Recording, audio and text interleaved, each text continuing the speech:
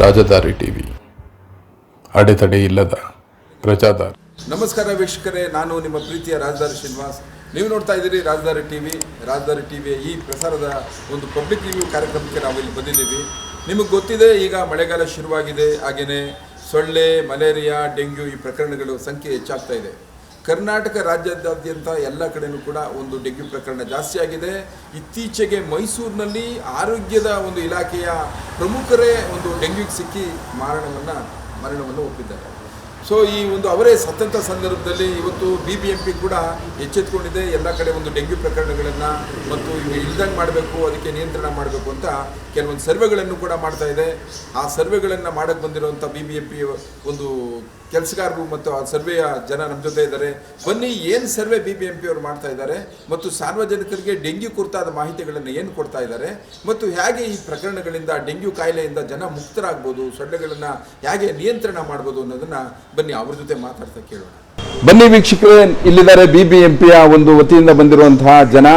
ಇವರು ಅವರು ಏನು ಈ ಒಂದು ಡೆಂಗ್ಯೂನ ನಿವಾರಣೆ ಮಾಡೋದಕ್ಕೆ ಅವರು BBMP ಯಾವ ನಿಯಮಗಳನ್ನ ಮತ್ತು ಯಾವ ಕ್ರಮಗಳನ್ನ ಕೈಗೊಳ್ತಾರೆ ಅಂತ ಕೇಳೋಣ. ಹಲೋ ಅಮ್ಮ, ನಮಸ್ಕಾರ.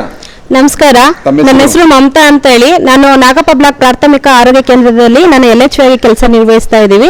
ಇವತ್ತು ನಮ್ಮ BBMP ಇಂದ ನಮ್ಮ ಎಲ್ಲ ಸ್ಟಾಫ್, ನಮ್ಮ PSCOs, ನಮ್ಮ ವಾಲಂಟಿಯರ್ಸ್, ಕಾಲೇಜ್ ಸ್ಟೂಡೆಂಟ್ಸ್, ಆಶಾ ವರ್ಕರ್ಸ್, ಡಾಕ್ಟರ್ಸ್, ನಮ್ಮ MOS ಸರ್ ಮತ್ತೆ MLA ಸರ್ ಸಹ ನಮ್ಮ ಏರಿಯಾದಲ್ಲೆಲ್ಲ ಸರ್ವಿಗೆ ಮನೆ ಹೌಸ್ ಎಲ್ಲ ವಿಸಿಟ್ ಮಾಡ್ತಾ ಇದ್ದೀವಿ. ಸೊ ಈ ಒಂದು ಪ್ರಕಾರದಲ್ಲಿ ಪ್ರತಿಯೊಂದು ಮನೆಗೆ ಹೂವಿನ ಕೊಂಡಗಳು, ಬಾಟ್ಲುಗಳು, ಟೈರು, ಆಮೇಲೆ ಫ್ರಿಡ್ಜ್, ಏರ್ ಕೂಲರ್ಸ್, ಮತ್ತೆ ಮೇಲ್ಗಡೆ ಇಟ್ಟಿರುವಂತ ಪಾಟ್ಗಳು, ಮನೇಲಿ ಏನೇನೋ ನೀರಲ್ಲಿ ಸ್ಟೋರ್ ಮಾಡಿ ಬ್ಯಾರೆಲ್ಸ್, ಡ್ರಮ್ ಇಂದ ಹಿಡಿದು ಪ್ರತಿಯೊಂದನ್ನು ನಾವು ಟಾರ್ಚ್ ಹಾಕಿ ನೋಡ್ತಾ ಇದೀವಿ. ಯಾಕಪ್ಪ ಅಂತಂದ್ರೆ ಈಗ ಡೆಂಗು ಪ್ರಕರಣಗಳು ತುಂಬಾ ಅತಿಯಾಗಿ ಜಾಸ್ತಿ ಆಗಿದೆ, ಮತ್ತೆ ಸಾವು ಸಂಭವಿಸುವಂತಹ ಚಾನ್ಸಸ್ ಇರೋದ್ರಿಂದ. ಆಗಲೂ ಮೈಸೂರಲ್ಲಿ ಒಂದು ಡೆತ್ ಆಗಿದೆ ನಮ್ಮ ಡಿಪಾರ್ಟ್ಮೆಂಟ್ನವರೇ ಅಂತ ಹೇಳಿದ್ರು, ಆರೋಗ್ಯ ಇಲಾಖೆಯವರು ಆಗಿರೋದ್ರಿಂದ. ಅದೇ ಅಂತಲ್ಲ, ಪ್ರತಿಯೊಬ್ಬರು ಸಾರ್ವಜನಿಕರು ಸಹ ನಮ್ಮನೆಯವರು, ನಮ್ಮ ಫ್ಯಾಮಿಲಿ ತರನೇ. ಸೊ ಹಾಗಾಗಿ ನಾವು ಯಾರಿಗೂ ಸಹ ಡೆಂಗು ಇಂದ ತೊಂದರೆ ಆಗಬಾರ್ದು ಅನ್ನೋ ಉದ್ದೇಶಕ್ಕಾಗಿ ಮುನ್ನೆಚ್ಚರಿಕಾ ಕ್ರಮವಾಗಿ ನಾವು ಅವ್ರನ್ನ ಮನೆ ಸರ್ವೆ ಮಾಡಿಬಿಟ್ಟು ಡೆಂಗು ಯಾವುದರಿಂದ, ಇದು ಹಗಲೊತ್ತಿನಲ್ಲಿ ಕಚ್ಚುವಂತಹ ಡೆಂಗು, ಇದೊಂದು ಈಡಿಸ್ ಈಜಿಪ್ಟಿಯನ್ನ ಸೊಳ್ಳೆಯಿಂದ ಹರಡುವಂಥದ್ದು. ಇದು ಜ್ವರ, ತುಂಬಾ ಮೈಕೈ ನೋವು, ಜ್ವರ, ಸುಸ್ತು, ಕಣ್ಣಿನ ನೋವು ಅಂತದ್ದು, ತಲೆನೋವು, ತುಂಬಾ ಬಾಡಿ ಪೇನ್ ಆಗಿರೋದ್ರಿಂದ ಸುಸ್ತು, ಆಯಾಸ ಆಗ್ತಾ ಇರುತ್ತೆ. ಸೊ ಇದು ಪ್ಲೇಟ್ಲೆಟ್ನ ಕಡಿಮೆ ಮಾಡೋದ್ರಿಂದ ನಿಶಕ್ತಿಯರಾಗಿ ಮತ್ತೆ ತುಂಬಾ ಟಯರ್ಡ್ ಆಗಿ ಸುಸ್ತಾಗಿರೋದ್ರಿಂದ ಇವರಿಗೆ ರೋಗಗಳು ನಿರೋಧಕ ಶಕ್ತಿ ಕಡಿಮೆ ಆಗಿರುತ್ತೆ ಸರ್.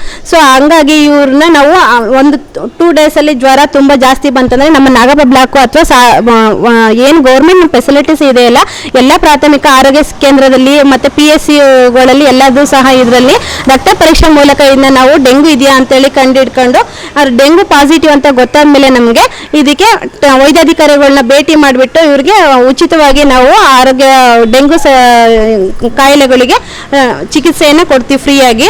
ಸೊ ಈಗ ಮನೆಗೆ ನಾವು ಮಾಡ್ತಾ ಇರೋ ಸರ್ವೆಗೆ ಪ್ರತಿಯೊಬ್ಬರಿಗೂ ಸಹ ನಾವು ಮುನ್ನೆಚ್ಚರಿಕೆಯಾಗಿ ಅವರಿಗೆ ಚಿಕಿತ್ಸೆಯನ್ನು ಯಾವ ರೀತಿ ಕೊಡ್ತಾರೆ, ಮತ್ತೆ ಅವರಿಗೆ ಮನೆಯಲ್ಲಿ ಹಾಲಟ್ನ ಯೂಸ್ ಮಾಡ್ಕೊಳ್ಳಿ, ನೀರನ್ನ ನಿಲ್ದಂಗೆ ನೋಡ್ಕೊಳ್ಳಿ, ಆದಷ್ಟು ಸ್ವಚ್ಛತೆಯನ್ನ ಕಾಪಾಡ್ಕೊಳ್ಳಿ, ಸುತ್ತಮುತ್ತಲಿನ ವಾತಾವರಣ ಶುಚಿತ್ವವಾಗಿ ಇಟ್ಕೊಳ್ಳಿ ಅಂತೇಳಿ ಪ್ರತಿಯೊಬ್ಬರಿಗೂ ಹೇಳ್ತಾ ಇದ್ದೀವಿ ಸರ್. ಹೌದು, ಈ ಡೆಂಗ್ಯೂನ ನಿಯಂತ್ರಣ ಮಾಡಬೇಕು ಅಂತ ಹೇಳಿ ನಾಗರಿಕರಿಗೆ ನೀವು ಕರೆಕ್ಟಾಗಿ ಎಲ್ಲಾನು ಮಾಹಿತಿಗಳನ್ನು ಹೇಳ್ತಾ ಇದ್ದೀರಿ. ಸೊ ನೀವು ಯಾವ ಪ್ರಿಕಾಷನ್ ತಗೊಂಡಿದ್ದೀರಿ? ನಿಮ್ಗೆ ಯಾವ ರೀತಿ ಇದೊಂದು ಸವಾಲಾಗುತ್ತೆ? ಯಾಕಂದ್ರೆ ಡೆಂಗ್ಯೂ ಅಂತಂದ್ರೆ ಎಲ್ಲ ಕಡೆ ನೀವು ಹೋಗ್ಬೇಕು, ಸೊಳ್ಳೆಗಳು ನಿಮ್ಮನ್ನು ಕಚ್ಚುತ್ತೆ. ಏನ್ BBMP ಅಂತ ಹೇಳಿ ಏನು ಕಚ್ಚದೇನು ಇರೋದಿಲ್ಲ.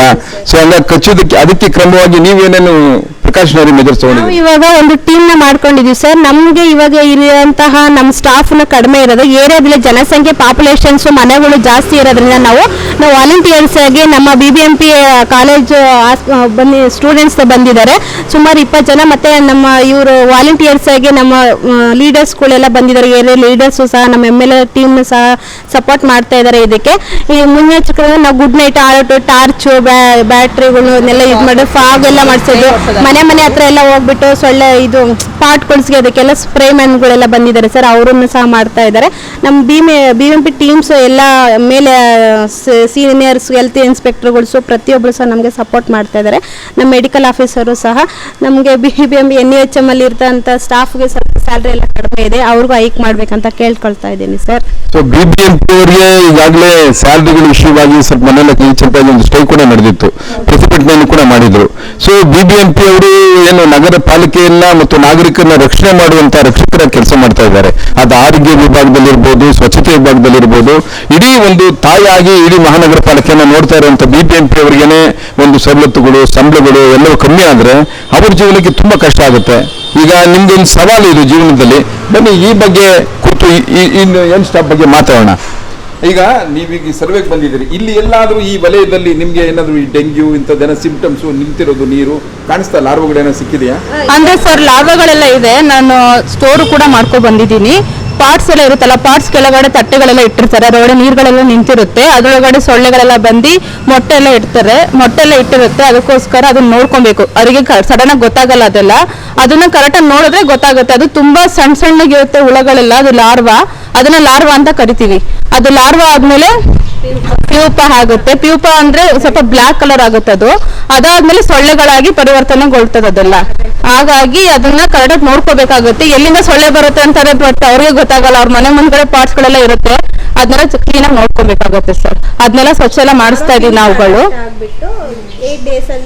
7 to 10 days ಅಲ್ಲಿ ಅದು ಲಾರ್ವಾ ಆಗ್ಬಿಟ್ಟು ಸೊಳ್ಳೆ ಆಗುತ್ತೆ ಸರ್. ಸೊಳ್ಳೆ ಆಗ್ಬಿಟ್ಟು ಅಂದ್ರೆ ಕಚ್ಚಿರೋಂಥ ಸೊಳ್ಳೆಯನ್ನು ಎಲ್ಲರಿಗೂ ಡೆಂಗು ಬರೋದಿಲ್ಲ. ಸೊ ಆ ವೈರಸ್, ಡೆಂಗು ವೈರಸ್ ಆ ಸೊಳ್ಳೆಯಲ್ಲಿ ಇದ್ದು ಅದು ಇಮ್ಯುನಿಟಿ ಪವರ್ ಆದಷ್ಟು ಯಾರಿಗೆ ಕಚ್ಚುತ್ತೆ ಅವ್ರಿಗೆ ಬೇಗ ಬರೋಂಥ ಚಾನ್ಸಸ್ ಇರುತ್ತೆ. ಸೊ ವಯಸ್ಸಾದವ್ರಿಗೆ, 60 ವರ್ಷದ ಮೇಲ್ಪಟ್ಟಿರೋರಿಗೆ, ಗರ್ಭಿಣಿಯರು, ಬಾಣಂತಿಯರು, 5 ವರ್ಷದೊಳಗಿನ ಮಕ್ಕಳಿಗೆ ಆದಷ್ಟು ನಾವು ಪೌಷ್ಟಿಕ ಆಹಾರ, ಇಮ್ಯುನಿಟಿ ಪವರ್ ಇರೋಂಥ ಊಟ, ತರಕಾರಿ, ಸೊಪ್ಪು, ಹಣ್ಣುಗಳನ್ನ ಸೇವನೆ ಮಾಡಿದ್ರೆ ಇಮ್ಯುನಿಟಿ ಇರೋದ್ರಿಂದ ಆದಷ್ಟು ಕಂಟ್ರೋಲ್ ಮಾಡ್ಬೋದು. ಪ್ಲಸ್ ಅವರಿಗೆ ಮೈ ತುಂಬ ಬಟ್ಟೆಗಳ್ನ, ಶಟ್ರುಗಳ್ನ, ಟೋಪಿ ಈ ಥರದ ಬಟ್ಟೆಗಳನ್ನೆಲ್ಲ ಯೂಸ್ ಮಾಡೋಕ್ಕೆ ಹೇಳ್ಬೇಕು ಸರ್. ಯಾಕಂದರೆ ಸೊಳ್ಳೆ ಕಚ್ತಿಲ್ದಂಗೆ ಆದಷ್ಟು ಈಗ ಕ್ರೀಮ್ಸ್ ಎಲ್ಲ ಬಂದಿದೆಲ್ಲ, ಸೊ ಅದನ್ನೆಲ್ಲನೂ ಅಪ್ಲೈ ಮಾಡ್ಬೋದು ಸರ್. ಈ ಶ್ರೀರಾಮಪುರ ವಲಯ ಅಂದ್ರೆ ನೀವು ಹೇಳಿ ಕೇಳಿ ಸ್ವಲ್ಪ ಕೊಳಚೆ ಏರಿಯಾ ಜಾಸ್ತಿ ಇದೆ, ಇಲ್ಲಿ ಸ್ಲಮ್ಸ್ ಜಾಸ್ತಿ ಇದೆ, ಮತ್ತೆ ಇಲ್ಲಿ SC ST ಈ ವರ್ಗದ ಜನಗಳಿಗೆ ಉಚಿತವಾಗಿ ಕೊಟ್ಟಿರುವಂಥ ನಿವೇಶನದ ಕ್ವಾರ್ಟರ್ಸ್ಗಳು ಜಾಸ್ತಿ ಇದೆ. ಸೊ ಅವ್ರಿಗೆಲ್ಲರಿಗೂ ನೀವು ಈ ಮಾಹಿತಿಯನ್ನು ಕೊಡಬೇಕು ಮತ್ತು ಅವರನ್ನು ಕೂಡ ನೀವು ಈ ಎಜುಕೇಟ್ ಮಾಡಬೇಕು ಮಾಹಿತಿ ಕೊಟ್ಟು. ಸೊ ಅವರು ಸ್ಪಂದಿಸ್ತಾ ಇದ್ದಾರಾ ನಿಮ್ಮ ಜೊತೆ ಅವರು ಸ್ಪಂದಿಸ್ತಾ ಇದ್ದಾರಾ? ಹ್ಞೂ ಸರ್, ಎಲ್ಲ ಜನರು ಸ್ಪಂದಿಸ್ತಿದ್ದಾರೆ. ನಾವು ಅವ್ರಿಗೆ ಅವೇರ್ನೆಸ್ಸಿಗೋಸ್ಕರ ಪಾಂಪ್ಲೆಟ್ಸು ಮತ್ತು ನಾವು ಅವರಿಗೆ ಈ ಡೆಂಗ್ಯೂ ಬಗ್ಗೆ ಅವೇರ್ನೆಸ್ಸು, ನಾವೇ ಹೆಲ್ತ್ ಎಜುಕೇಷನ್ ಅವ್ರಿಗೆ ಕೊಡ್ತೀವಿ. ಮತ್ತು ಈ ರೀತಿ ಪಾಂಪ್ಲೆಟ್ಸ್ ಎಲ್ಲನೂ ಅವ್ರಿಗೆ ಕೊಟ್ಟು ಇದನ್ನ ಓದ್ಕೊಳ್ಳಿ, ಇದರಿಂದ ನಿಮಗೆ ಹೆಲ್ಪ್ ಆಗುತ್ತೆ ಅಂತೆಲ್ಲ ಹೇಳ್ತೀವಿ ಸರ್. ಸೊ ಏನನ್ಸುತ್ತೆ ಒಟ್ಟಾರೆ ನೀವು ನಿಮ್ಮ ಇಡೀ ತಂಡ ಇವತ್ತೇನು ಇದಕ್ಕೆ ಒಂದು ಓಡಾಡ್ತಾ ಇದೆ, ಈ ತಂಡದ ಜೊತೆಗೆ ಯಶಸ್ಸು ಬರಬೇಕು, ಮತ್ತೆ BBMPಗೆ ಕೀರ್ತಿ ತರಬೇಕು, ಹಾಗೆ ನಿಮಗೆ ಸಂರಕ್ಷಣೆ ಬೇಕು. ಸೊ ಈ ಮೂಲಕ ನಾನು ಆಯುಕ್ತರ ಹತ್ರ ಕೇಳ್ತೀನಿ, ಈ BBMPಯ ಏನು ಈ ಒಂದು ನಿಮ್ಮ ಜನ BBMPಯ ಜನ ಏನು ಕೆಲಸ ಮಾಡ್ತಾ ಇದ್ದಾರೆ, ಸರ್ವೆ ಮಾಡ್ತಾ ಇದ್ದಾರೆ, ಅವರು ಎಲ್ಲ ರೀತಿಯ ವರ್ಗದಲ್ಲೂ ವಿಭಾಗದಲ್ಲೂ ಜನರ ಸೇವೆಯನ್ನ ಮಾಡ್ತಾ ಇದ್ದಾರೆ. ದಯಮಾಡಿ ಇವ್ರಿಗೆ ಸಿಗಬೇಕಾದಂತ ಸಂಬಳ ಸವಲತ್ತುಗಳನ್ನ ಕೊಡೋದ್ರ ಮೂಲಕ ಅವ್ರಿಗೆ ಇನ್ನಷ್ಟು ಅವ್ರಿಗೆ ಒಂದು ಬೆಂತಟ್ಟಿ ಪ್ರೋತ್ಸಾಹ ಮಾಡಬೇಕಾಗಿರೋದು BBMP ಆಯುಕ್ತರು. ಈ ಬಗ್ಗೆ BBMP ಆಯುಕ್ತರು ಕೂಡ ಕ್ರಮ ವಹಿಸಬೇಕು. ಹಾಗೆ ನಗರಾಭಿವೃದ್ಧಿ ಸಚಿವರಾದಂಥ ಉಪಮುಖ್ಯಮಂತ್ರಿ DK ಶಿವಕುಮಾರ್ ಅವರು ಕೂಡ ಈ ಬಗ್ಗೆ ನಿಗಾ ವಹಿಸಿ ಇನ್ನಷ್ಟು ಅವರಿಗೆ ಫೆಸಿಲಿಟಿಗಳನ್ನ, ಸೌಲಭ್ಯಗಳನ್ನು ಹೆಚ್ಚೋದ್ರಿಂದ ಈ ಒಂದು ರೀತಿಯ ಕಾರ್ಯಕ್ರಮಗಳು ಹೆಚ್ಚಾಗಿ ಜನರು ಕೂಡ ಆರೋಗ್ಯದಿಂದ ಇರ್ತಾರೆ. ಇದೇ ಸರ್ಕಾರದ ಯಶಸ್ಸು. ಸರ್ಕಾರ ಜನರು ಮತ್ತು ನಾಗರಿಕರನ್ನ ವ್ಯವಸ್ಥಿತವಾಗಿ ಮಾಡಿ ಅವರ ಆರೋಗ್ಯವನ್ನ, ಅವರನ್ನ ಆರ್ಥಿಕವಾಗಿ ಉತ್ತೇಜಿಸುವುದೇ ಸರ್ಕಾರದ ಮುಖ್ಯವಾದಂತಹ ವಿಚಾರ ಅನ್ನೋದಾದ್ರೆ ದಯಮಾಡಿ ಇದಕ್ಕೂ ಕೂಡ ಆದ್ಯತೆಯನ್ನ ಕೊಡಿ ಅಂತ ಹೇಳ್ತಾ ಇದ್ದೀನಿ. ನಾನು ರಾಜಧಾನಿ ಶ್ರೀನಿವಾಸ್, ಶ್ರೀರಾಮ್ಪುರದಿಂದ ರಿಪೋರ್ಟಿಂಗ್.